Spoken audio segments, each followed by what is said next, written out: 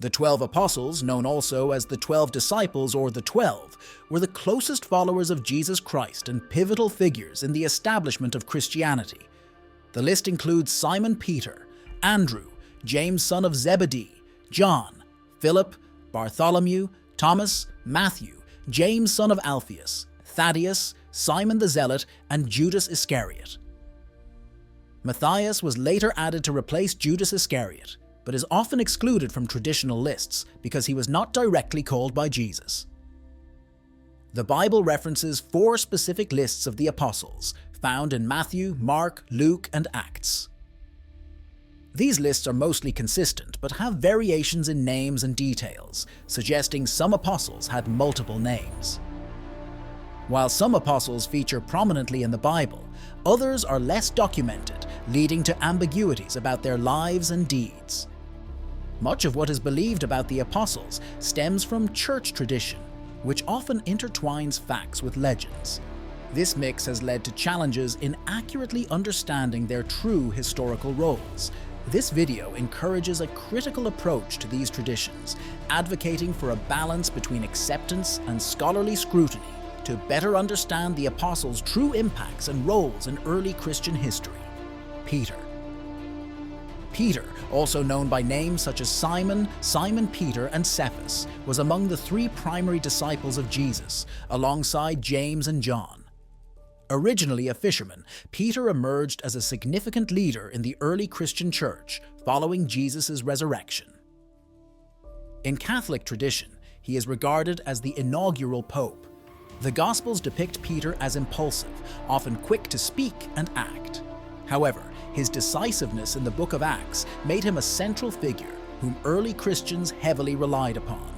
Originally called Simon, he was nicknamed Cephas by Jesus in John chapter 1 verse 42, a name meaning rock.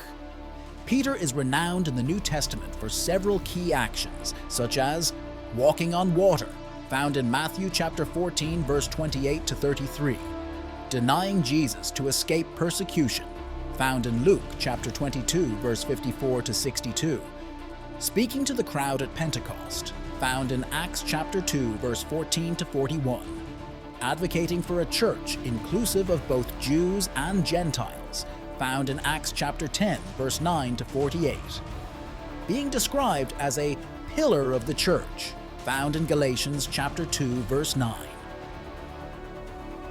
As one of Jesus' closest disciples, Peter had the privilege of witnessing events that other apostles did not, including Jesus raising a girl from the dead, found in Mark chapter 5 verse 35 to 43, the Transfiguration, found in Matthew chapter 17 verse 1 to 13, and Jesus' anguish in the Garden of Gethsemane, found in Matthew chapter 26 verse 36 to 46.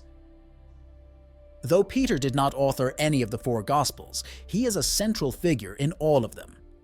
It is believed that the Gospel of Mark is a record of Jesus' ministry based on Peter's recounting to his companion, Mark the Evangelist, also identified as John Mark. Peter is traditionally credited with authoring 2 biblical texts, that is 1 Peter and 2 Peter, though scholars debate his actual involvement, suggesting he may have used a secretary or not written them at all. Various apocryphal texts attributed to or about Peter were deemed inauthentic by the Church, though some contain significant information. Tradition holds that Peter was crucified in Rome around 64 AD during Emperor Nero's reign, a period marked by the Great Fire of Rome, for which Christians were blamed.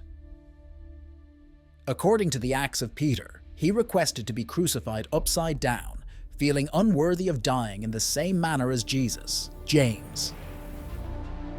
James, son of Zebedee, also known as James the Greater, was one of Jesus' 3 main disciples, alongside his brother John and Peter. Prior to following Jesus, James was a fisherman. He is distinguished from other New Testament figures also named James, such as James son of Alphaeus and James the brother of Jesus, by the epithet the Greater, which may refer to his height, age, or prominence.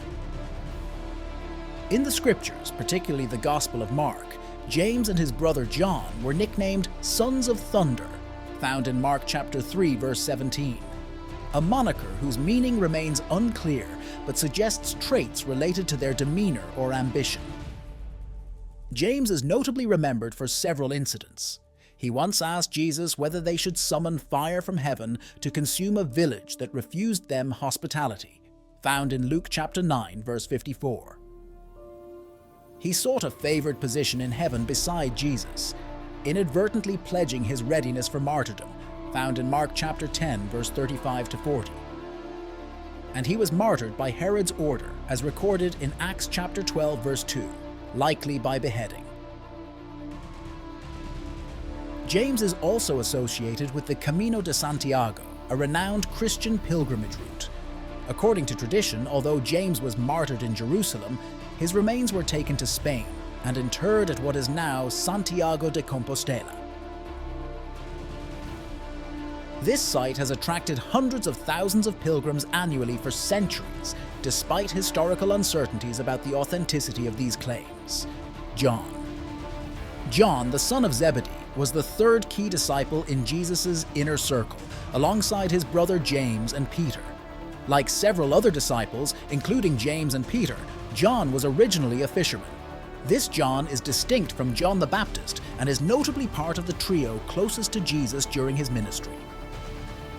In the biblical accounts, particularly in the Gospel of Mark, John and his brother are nicknamed Sons of Thunder in Mark chapter 3, verse 17, a label that suggests a strong personality trait such as a fiery temperament, impassioned speech, or ambitious nature.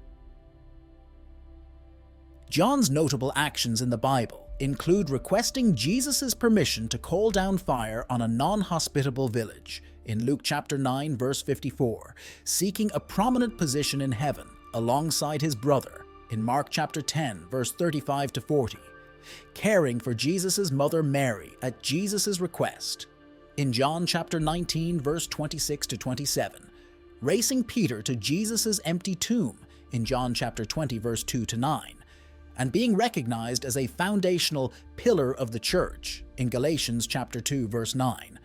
John is traditionally attributed as the author of 5 New Testament books: the Gospel of John, 3 epistles, 1 John, 2 John, 3 John, and Revelation.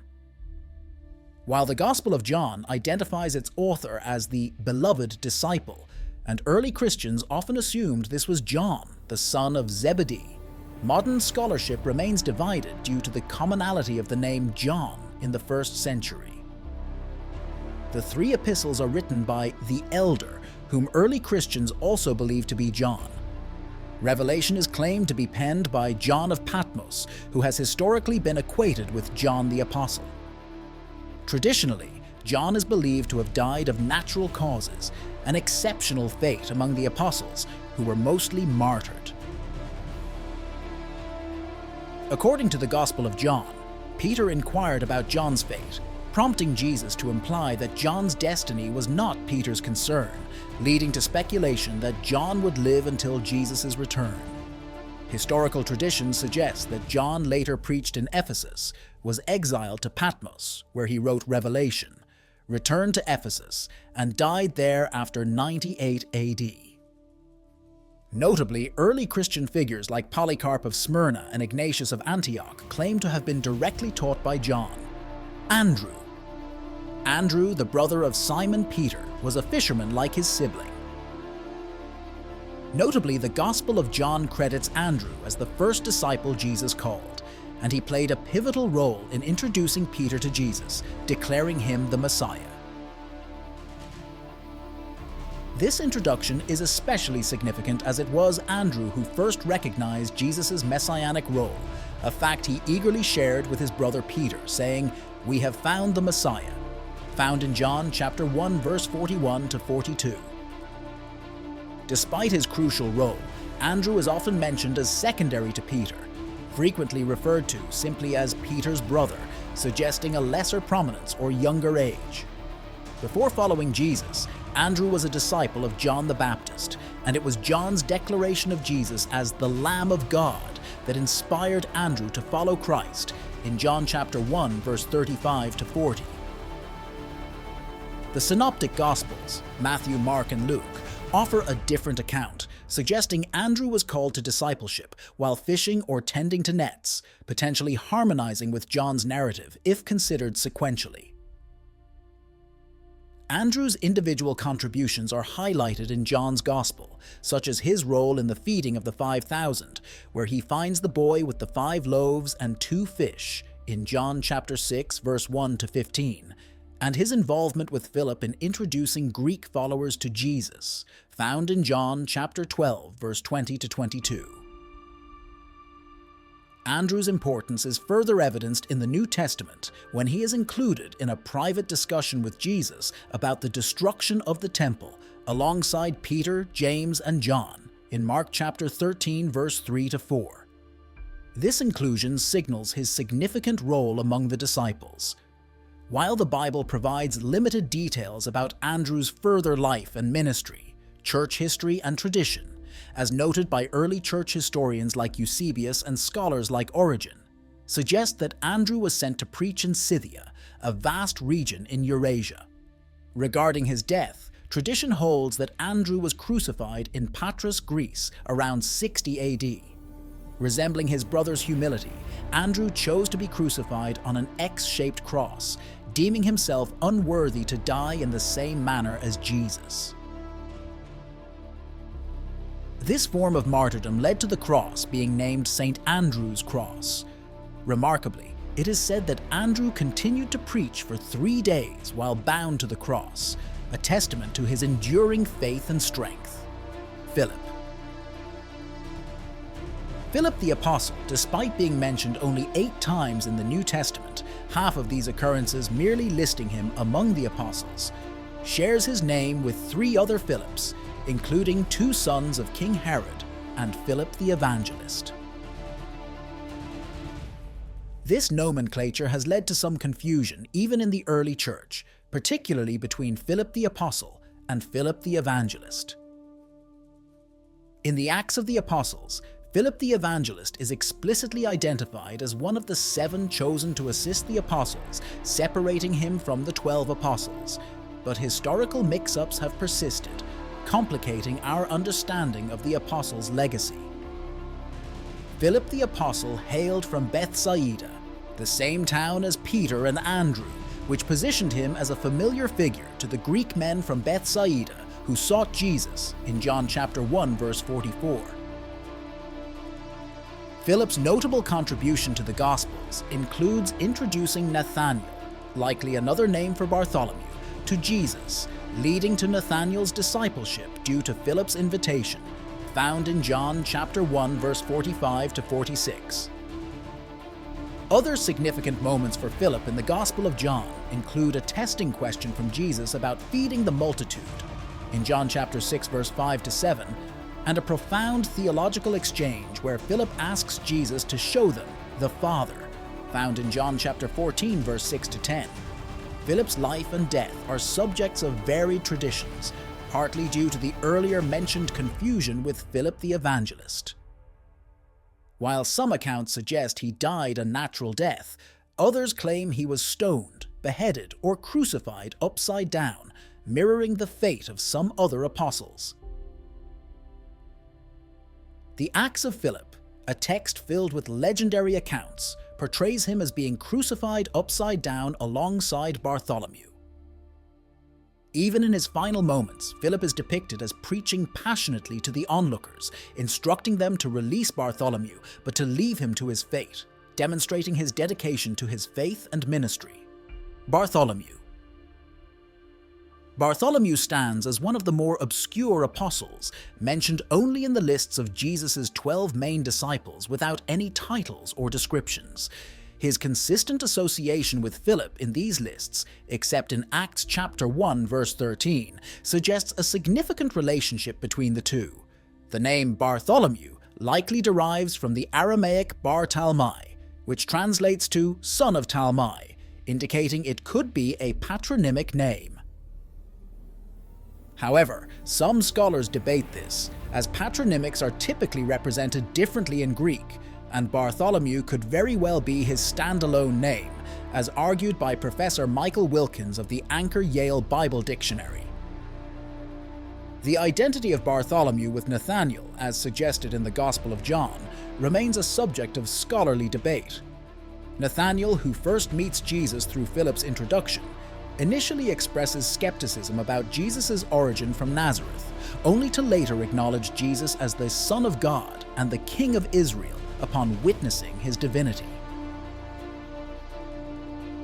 Nathanael is mentioned again at the end of John's Gospel among the disciples who returned to fishing after Jesus' crucifixion, suggesting he might have been a fisherman or simply joined in the activity.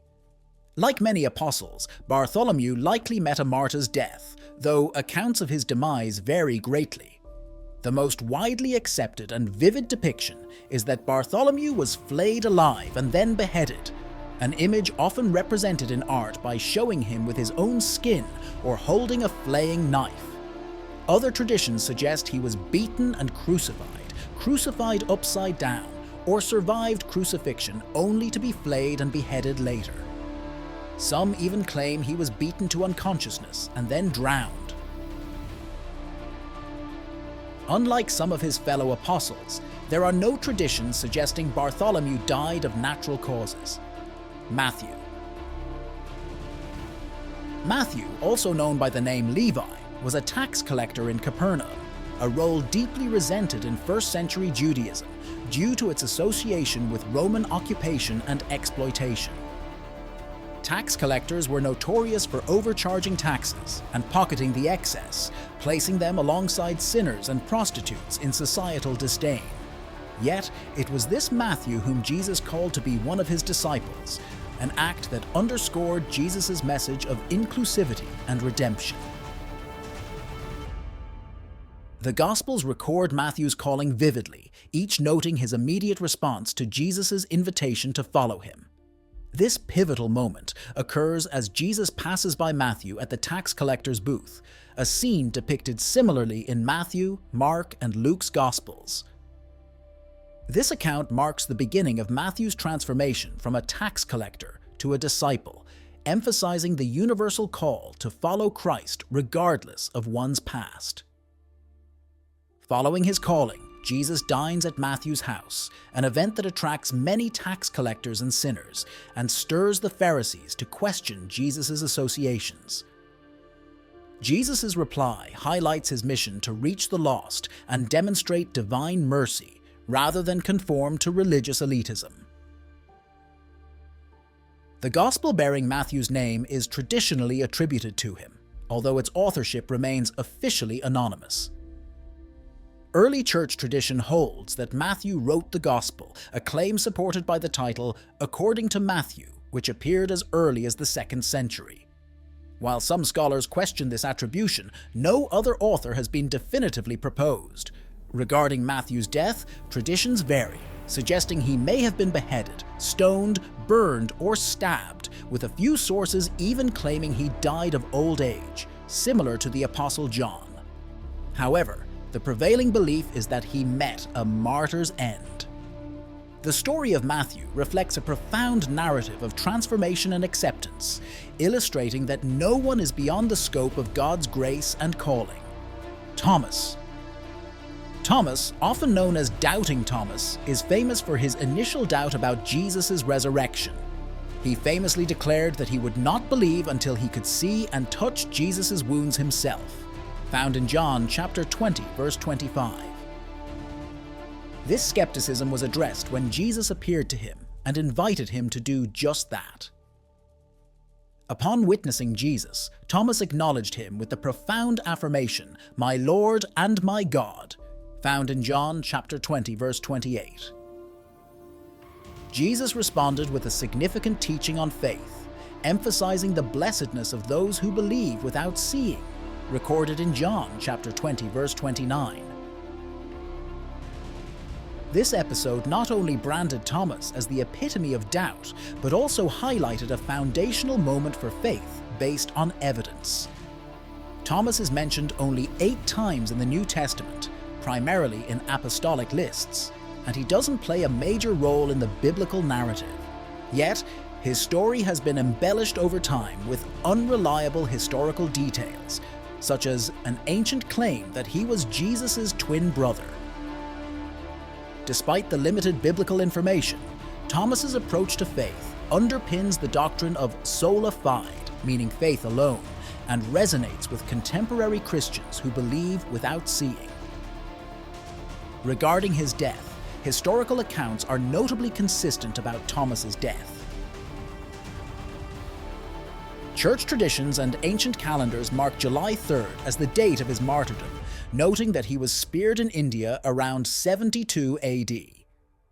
The specificity of these accounts, including the Acts of Thomas, points to a significant acknowledgement of his martyrdom in early Christian traditions, cementing his legacy far beyond his biblical portrayal. James, son of Alphaeus. James, son of Alphaeus, is a figure shrouded in mystery, only mentioned in the lists of apostles in the New Testament. Beyond his common name and his father's identity, much about him remains speculative, with no definitive details that can be confirmed. There has been considerable debate over whether James, son of Alphaeus, is identical to any of the other individuals named James mentioned in the New Testament. He is clearly distinct from James, son of Zebedee, also known as James the Greater, due to their different fathers. However, he could potentially be linked to James the Less, or James, the brother of Jesus, with early church figures like Jerome suggesting these individuals might be the same. This theory hinges on the association between James the Less, who is noted to have a brother named Joseph, and James, the brother of Jesus, recognized as one of Jesus' siblings, alongside Joseph, Simon, and Judas. This has led some to suggest a closer link between James, son of Alphaeus, and these other figures, though modern scholarship often remains non-committal on these identities, advising against making assumptions. Additionally, there's another Alphaeus-linked figure in the New Testament, Levi the tax collector, known also as Matthew. Some have posited that James and Matthew could be brothers, though the scriptures do not support this explicitly, and the apostolic lists do not hint at any familial relationship between the two, unlike the clear brotherly links between James and John, and Peter and Andrew. Regarding the demise of James, son of Alphaeus, his death is intertwined with the complex traditions surrounding the other Jameses.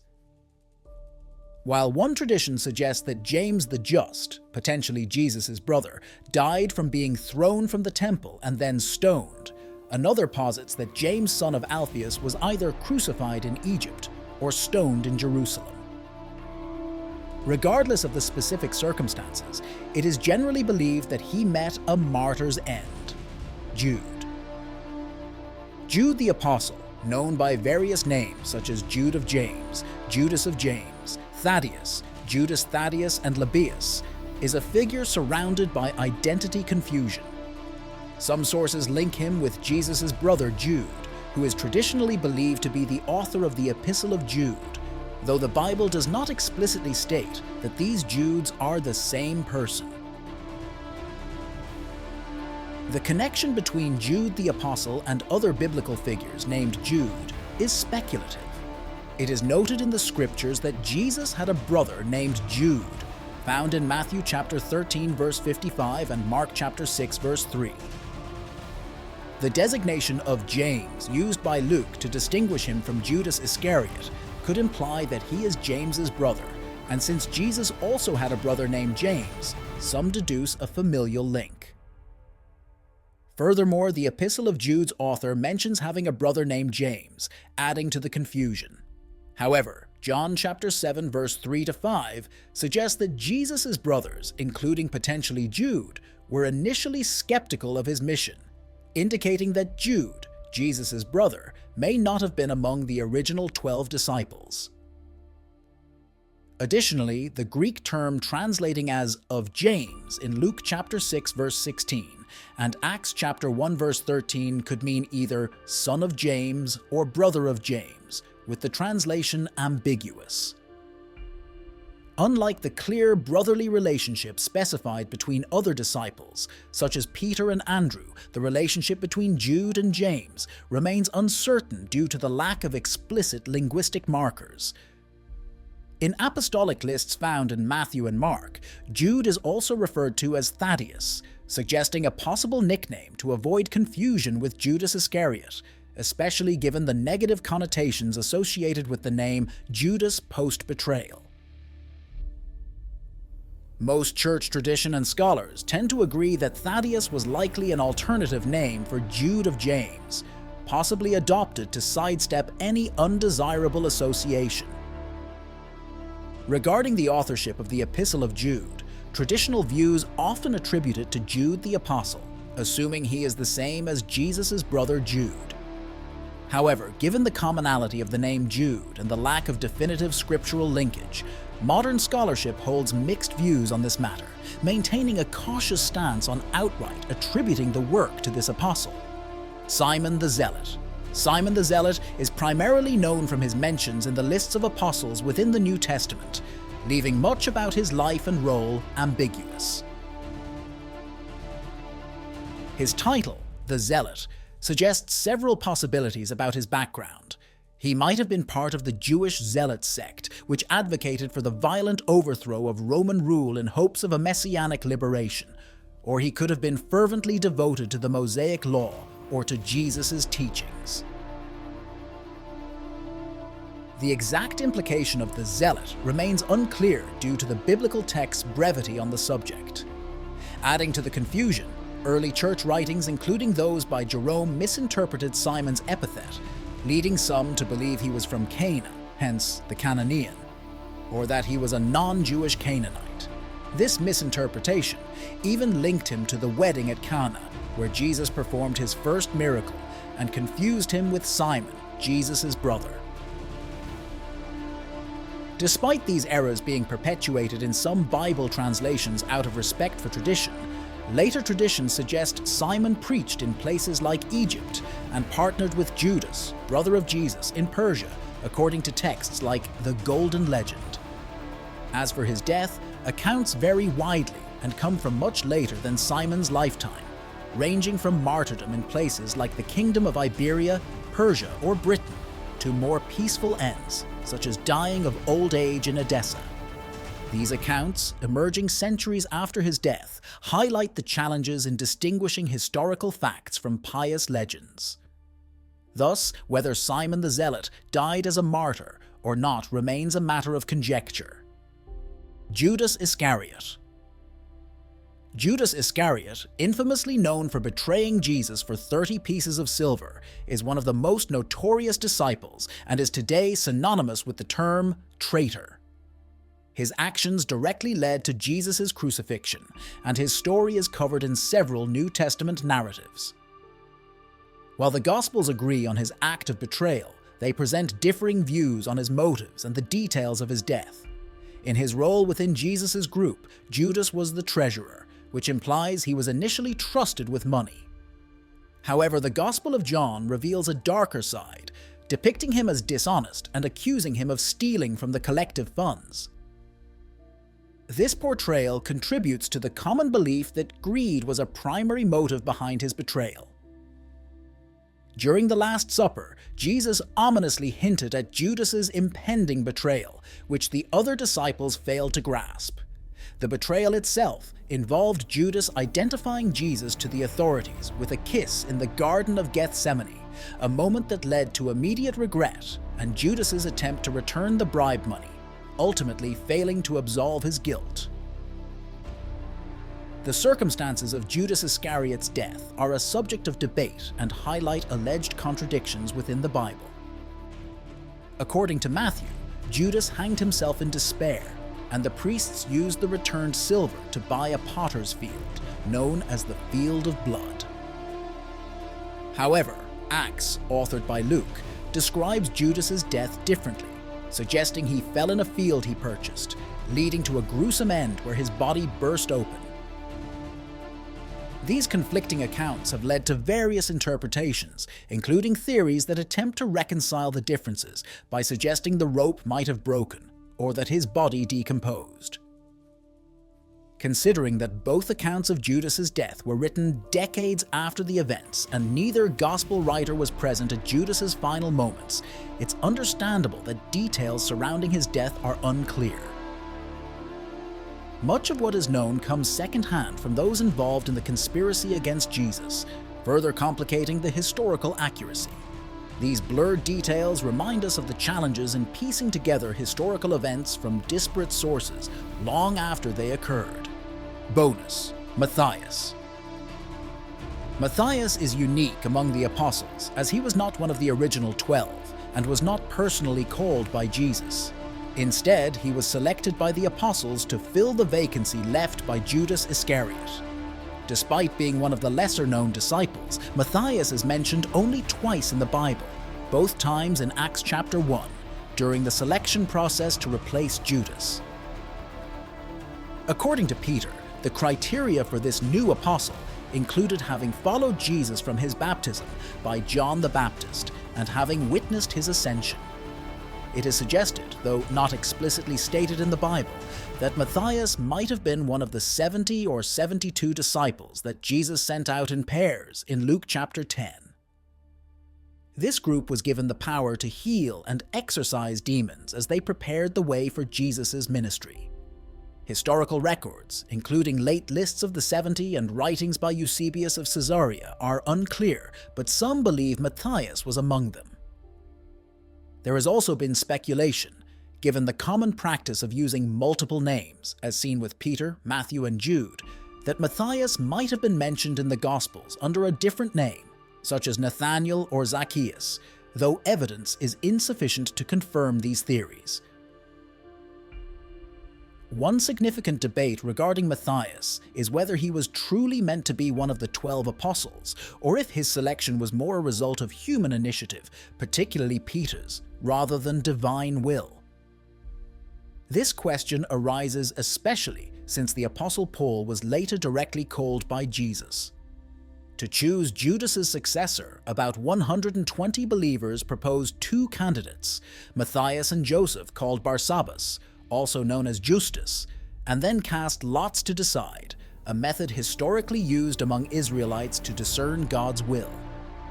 Before casting lots, the disciples prayed for divine guidance, suggesting their desire to adhere to God's plan, though it remains a topic of debate whether the outcome was aligned with divine intention. Ultimately, Mathias was chosen to join the 12, and regardless of the debates surrounding his appointment, he assumed a crucial role in the early church, contributing to the spread of the gospel and the leadership of the nascent Christian community. Paul, also known as Saul, stands out as one of the most influential figures in the Bible, though he was not one of the original 12 apostles. Renowned for writing a significant portion of the New Testament, Paul's contributions to the spread of the gospel are unparalleled in the early church.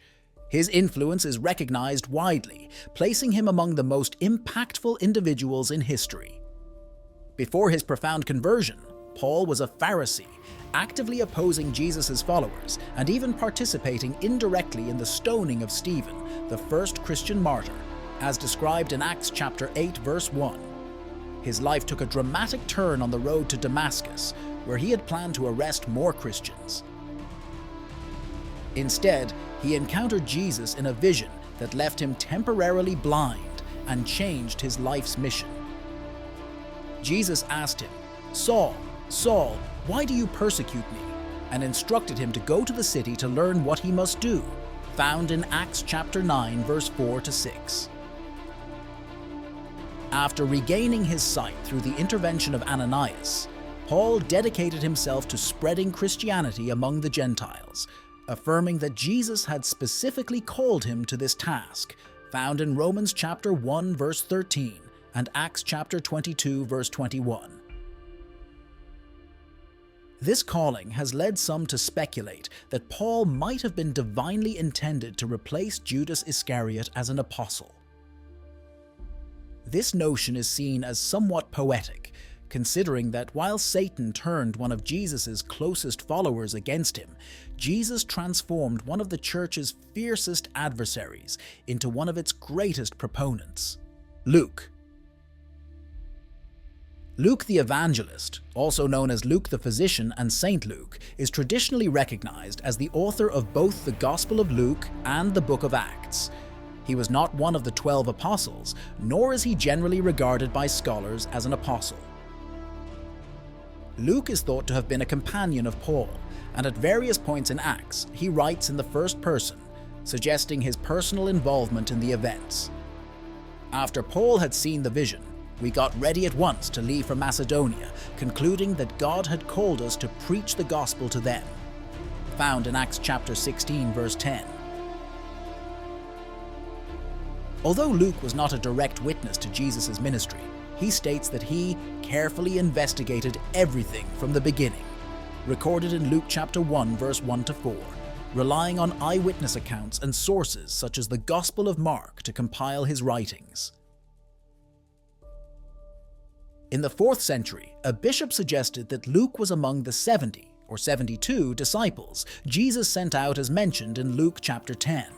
However, this is considered unlikely, particularly as Luke himself implies he was not an eyewitness in the preface of his Gospel. Despite not being one of the 12, Luke played a significant role in the early Christian church through his contributions to its foundational texts. Mark the evangelist, who is traditionally believed to be the author of the Gospel of Mark, is often identified with a man named John Mark, although the Bible and early church fathers do not explicitly make this connection. However, the association is plausible given their shared context and activities within the early Christian community. John Mark served as a traveling companion to Paul and Barnabas, and might have been Barnabas's cousin. Another figure named Mark is mentioned as a close companion of Paul. This connection is further highlighted when Peter, after escaping from prison in Acts chapter 12, goes directly to the house of John Mark's mother, a known hub for early Christian gatherings. It's likely that Peter and John Mark had significant interactions, possibly fostering a strong relationship that could have influenced the writings attributed to Mark. Despite his influential role, the traditional Mark was not one of the 12 apostles and is not considered to have been an eyewitness to Jesus' ministry. Instead, it is believed that the Gospel of Mark was derived from the accounts of Peter. This connection might explain why the Gospels of Matthew and Luke seem to draw heavily from Mark's Gospel, despite Matthew's status as an eyewitness to the events he describes.